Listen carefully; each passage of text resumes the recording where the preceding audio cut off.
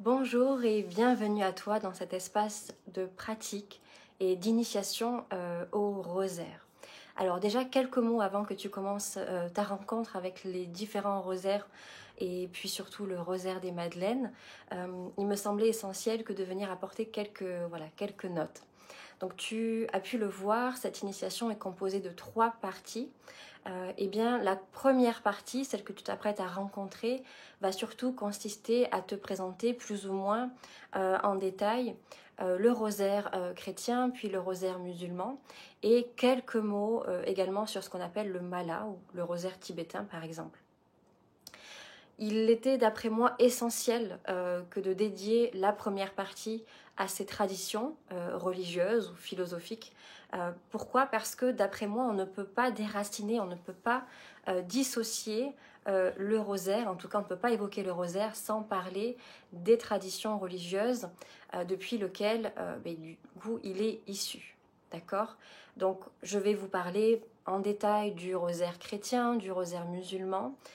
et essayer aussi de vous faire toucher du doigt, de vous faire saisir, en tout cas je l'espère,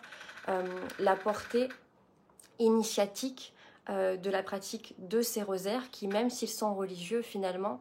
sont accessibles à tous et à toutes souhaitant méditer et souhaitant avoir comme support le rosaire. Maintenant, il y a aussi des différences énergétiques, vibratoires, de méditation, de prière également, de pratique dans le rosaire chrétien ou dans le rosaire par exemple musulman. Et c'est en vous exposant justement ces pratiques, ces ressemblances et ces différences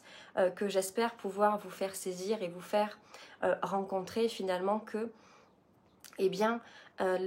au-delà en fait de quelques croyances ou de quelques préjugés qu'il peut y avoir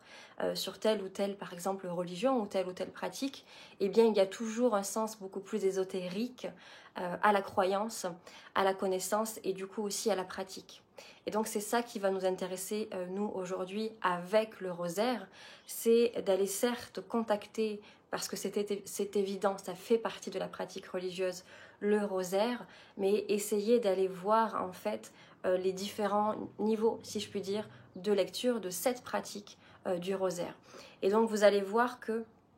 en crescendo, au fur et à mesure des 3 parties, donc vous avez la première partie dédiée aux traditions religieuses du rosaire, vous avez la deuxième partie qui est consacrée au rosaire des Madeleines, et puis la troisième partie qui va détailler un petit peu plus les mantras choisis dans le rosaire des Madeleines, tout en essayant encore une fois de vous montrer et justement de vous faire toucher du cœur cette fois les liens en fait qu'il y a entre tout, puisque à partir de l'araméen, eh bien, je vous propose également de connecter avec la tradition hébraïque, avec la tradition coranique à travers l'arabe, et puis pour remonter à la source que sont les hiéroglyphes, par exemple. Et donc là, on trace justement, on remonte un fil rouge, on remonte le rosaire primordial pour arriver à un seul et même et unique message, ce que j'appelle la tradition primordiale, qui s'est répartie, qui a été rencontrée par différentes cultures, différentes communautés, mais qui garde et qui a toujours en fait ce fil rouge. Et tout l'exercice de l'initié dans la voie du 1, de la Madeleine, de la prêtresse de la lignée de la Rose, c'est justement d'arriver à cerner et d'incarner ce pont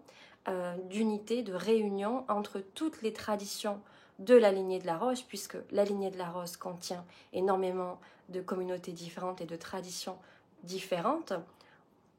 les Esséniens, les Cathares, mais aussi les Soufis, les Atlantes, etc., etc., donc qui ont été et qui sont des communautés différentes, avec des croyances différentes, avec des compréhensions différentes du message 1, mais pourtant issus de la même famille d'âme qu'est la lignée de la Rose. Et donc c'est ça, c'est qu'il y a cette tradition primordiale qui a traversé le temps, ce fil rouge, ce rosaire rouge qui a traversé le temps, et nous on va remonter les perles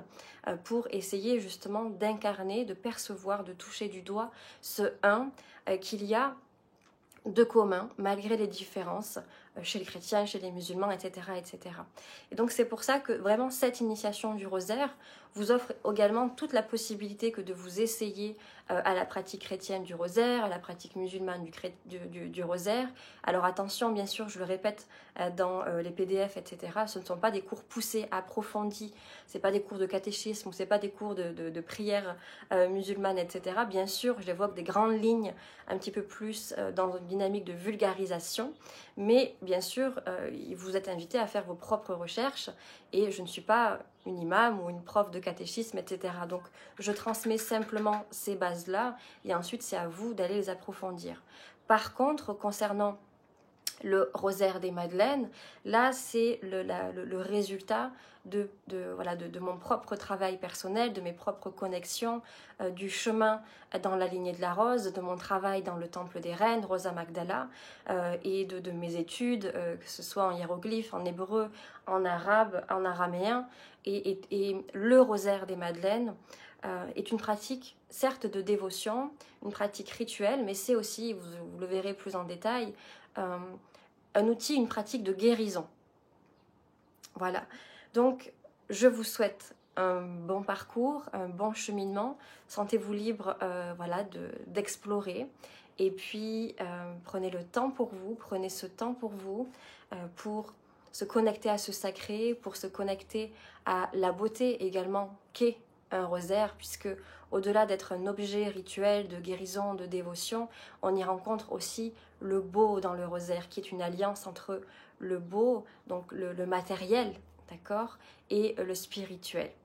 Et le rosaire vient justement incarner cette union, cette réunion entre la beauté de la matière et la beauté, la connexion avec le spirituel.